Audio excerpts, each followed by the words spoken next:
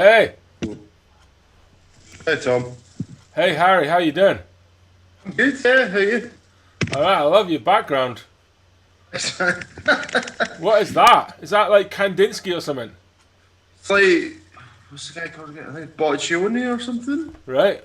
Something like that. It's just, I can't remember where I found it, but I think just one of my mates was talking about him. It looked really good.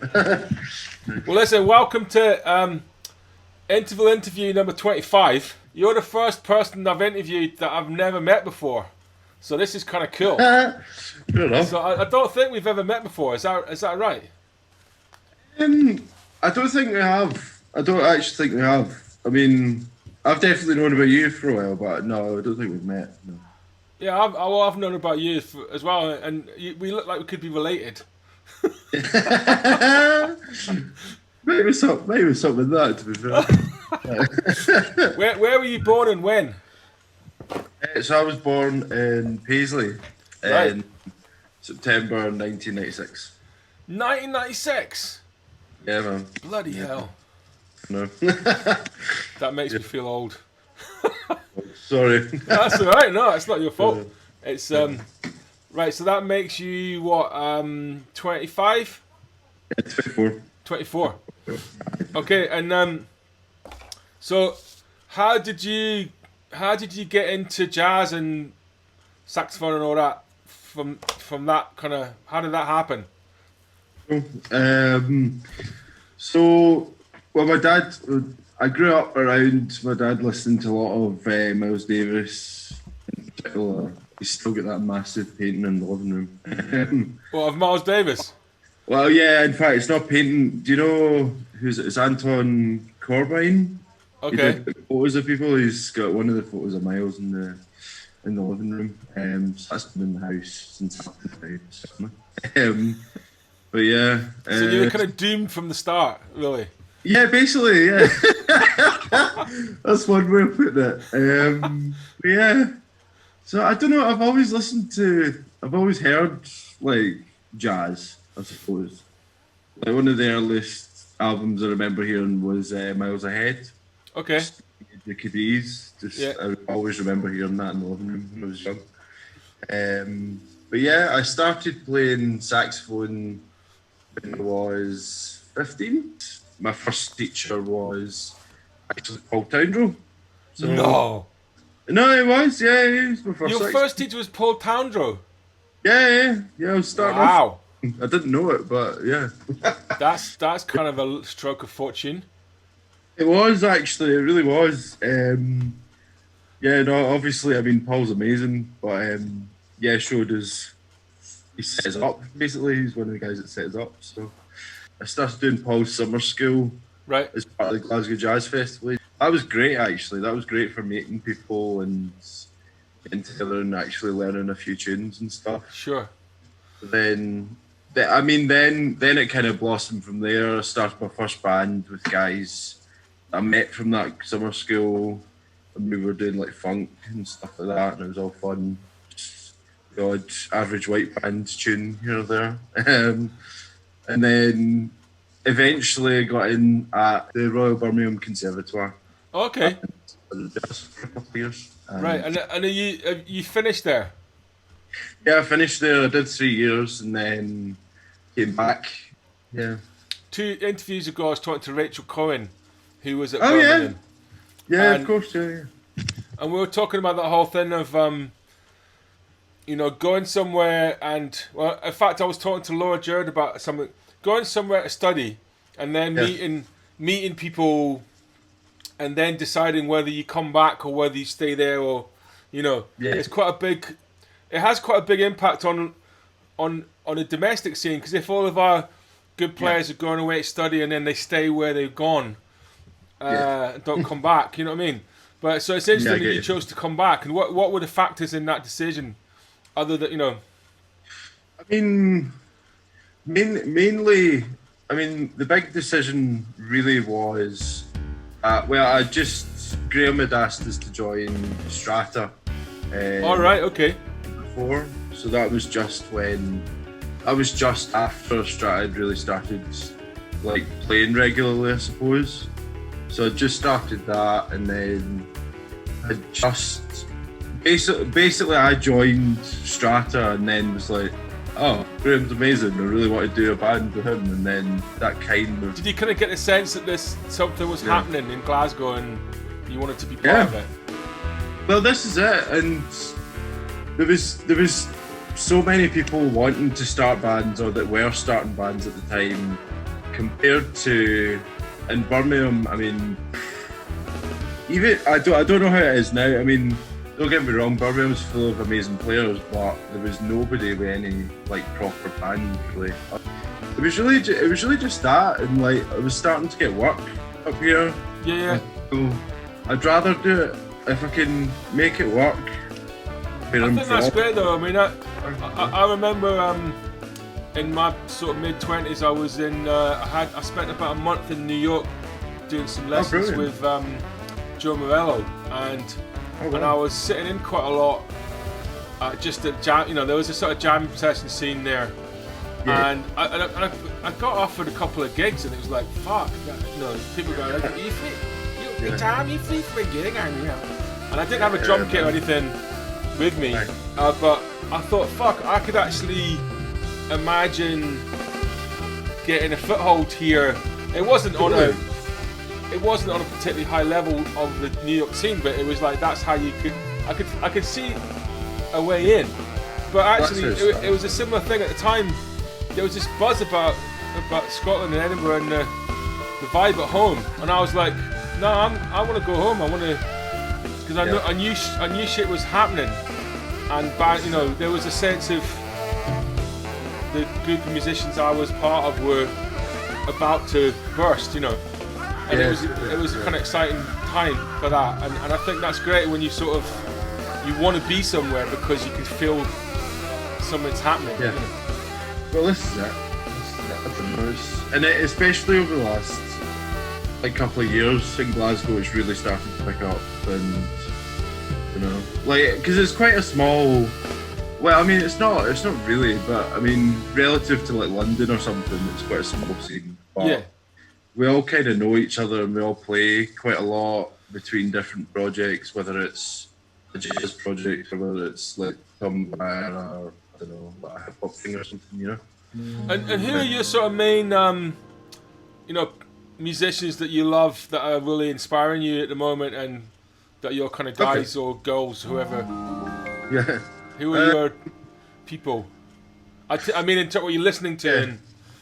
All right. Okay. So, I mean, I know this might be cheating a bit, but like, Pharaoh Sanders just brought out his new album with Floating Points.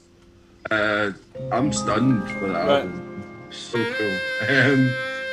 It's because it was one of those things where there was all this hype about it, and I was like, oh shit, I really don't want Pharaoh to put an album out and for him to be like done in, but then I heard it and I was like, oh thank God, you still sound really good, man, it's fine. Yeah, cool. But yeah, so I gotta check that out.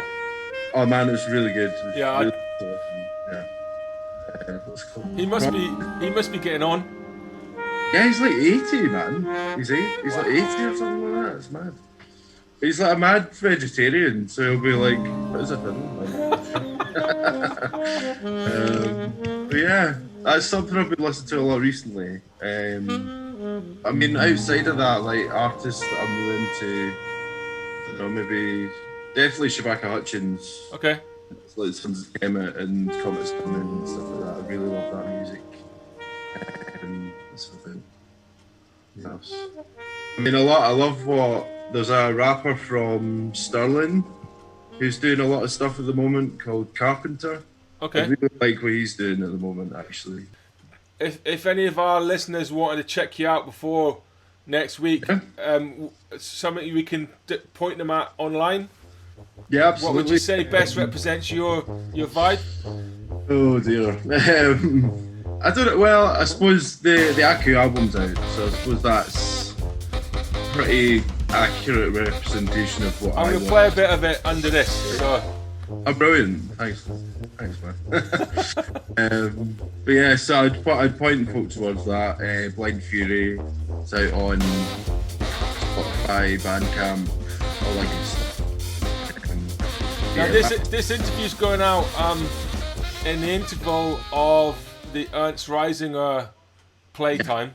I just wondered what you thought of the first set. The first set that we've just heard. Yeah, the first set that was just heard. Man, like, blew me away, man. Like, I couldn't believe what I heard. I can't believe what I've heard, man. well done, because I do that with just about everybody, and most people get it, but Paul Tandro, your erstwhile teacher, was like, yeah. Well, I've not heard it. I mean, how can I answer that? It was just like, okay, so final question I've got for you is, which is really interesting to talk to you about this, because it's sort of like a bit of a running theme out of some of the recent interviews, is you're a young jazz musician from Scotland trying to build a career, and how are you deciding whether it's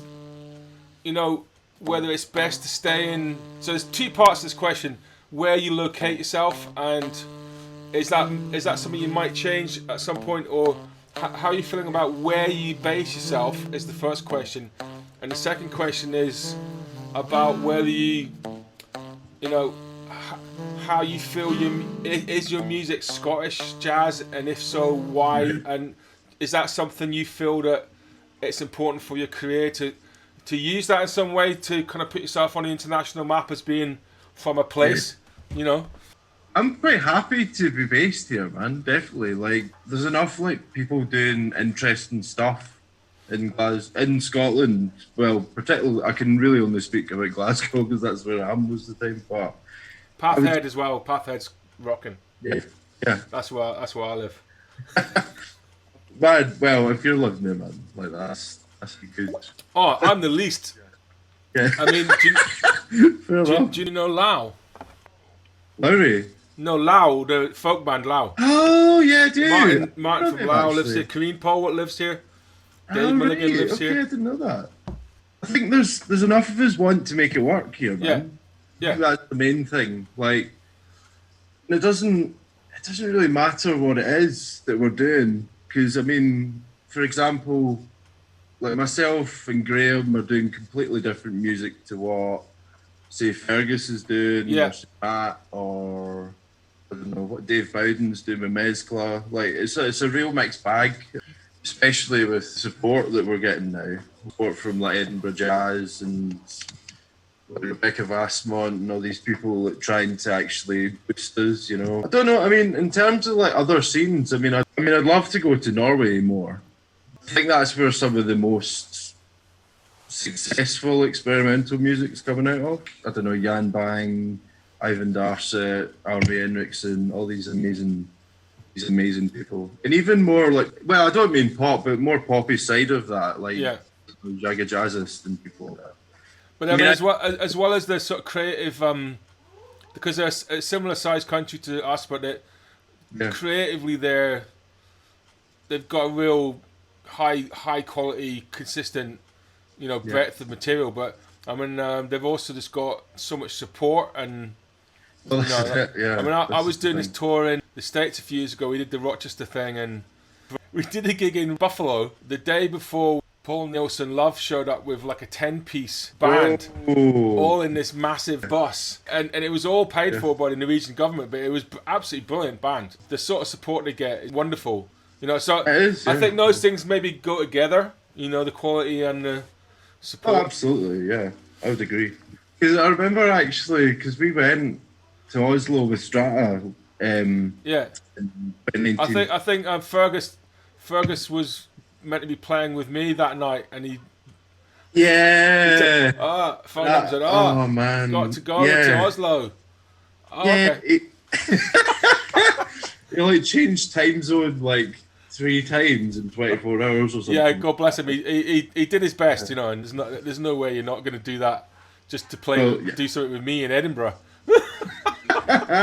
Totally understand. What I was really sort of trying to pin down on is they've got this sort of identity as a musical scene, and obviously there's a lot of variety around it, but it has this sort of sound Yeah. And that's enabled them to become really recognised as a real centre of jazz in Europe and in the world. And Absolutely. Yeah.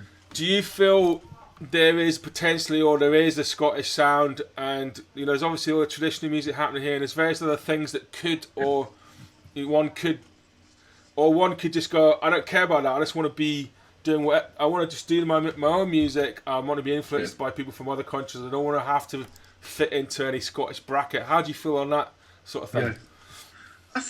I think that's definitely a possibility here. The thing with the Norwegian scene is they do have a defined sound, but it's through like the depth of like players they have there.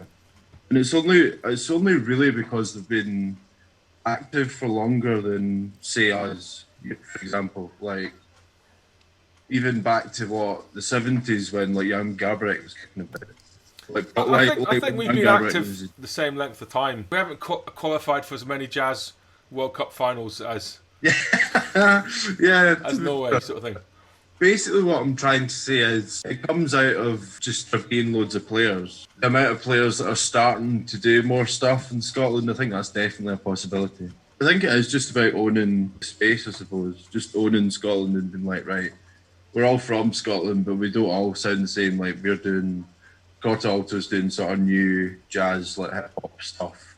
Strata's doing kind of weird noise rock mixed with Steve Reich, and Figs is doing his stuff. I think it's just characters, really. I think, and if we develop enough characters, I'm sure that'll happen for sure. Well, it'll be interesting to see what you make of playing with all these old guys next week. And, man, I can't wait, man. I can't wait. I watched that Ian Bellamy thing like twice. It's so cool. Like, well. Man, it's so good. Well, we're really looking forward to having you with us, and I'm going to have to say goodbye because I would like to keep going, but I just haven't got enough time to fit that all in anyway. So, no worries. But I'm going to say goodbye and see you next week. All right, thanks, Tom. Cheers. And thanks a lot for doing the interview and doing the gig and everything. And yeah, can't wait to play with you next week. Yeah, man, it's going to be great fun. Yeah, thanks so much for asking me. I know, it's cool.